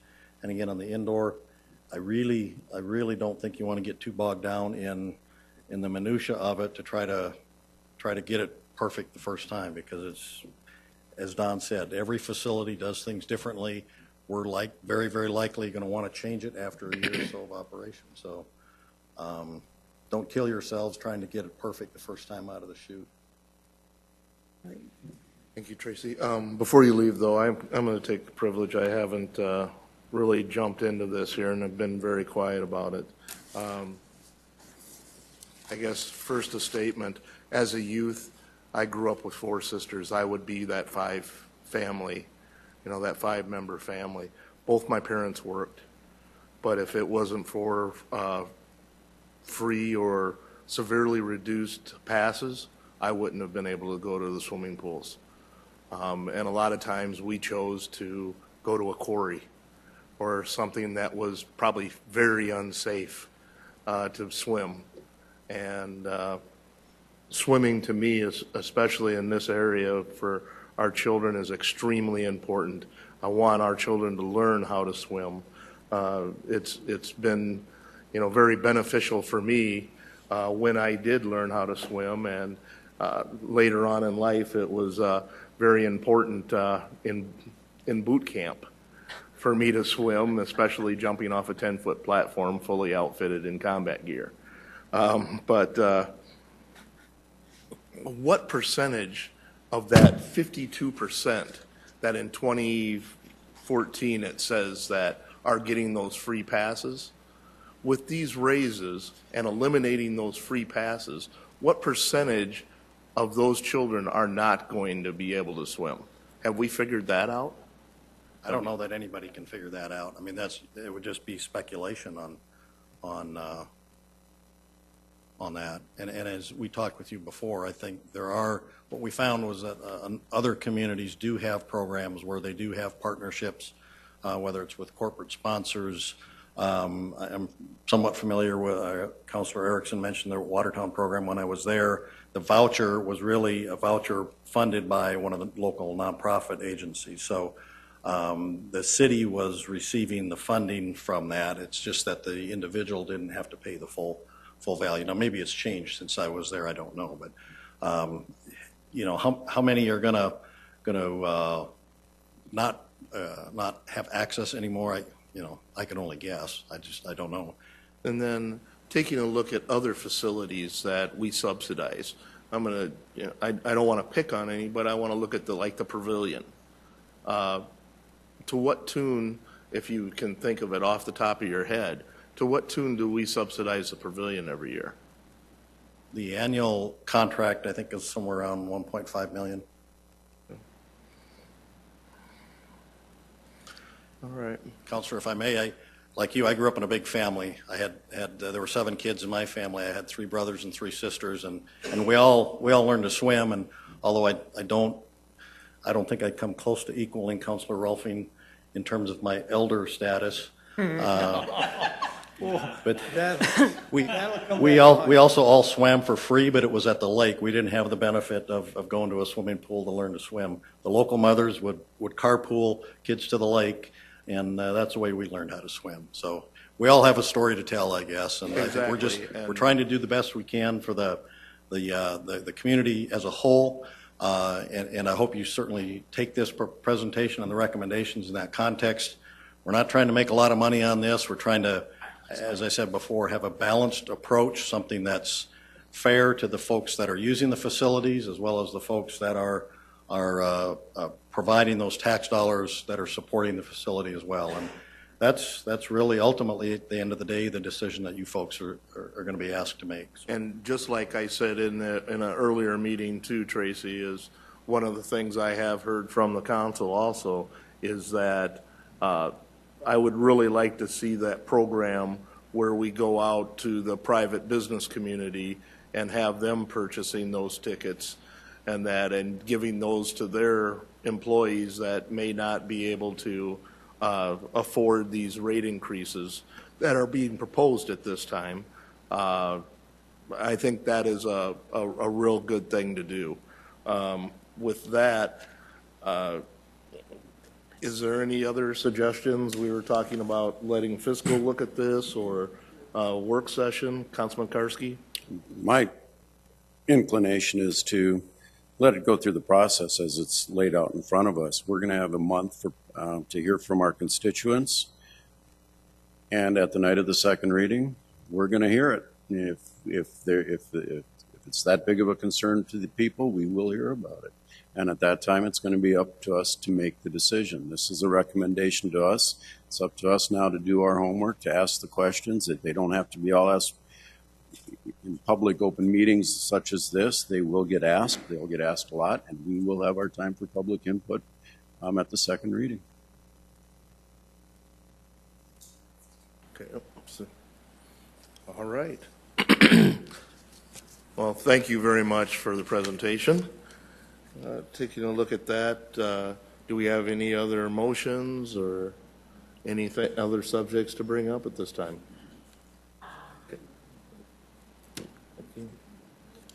Okay. With that, then, I will adjourn this meeting.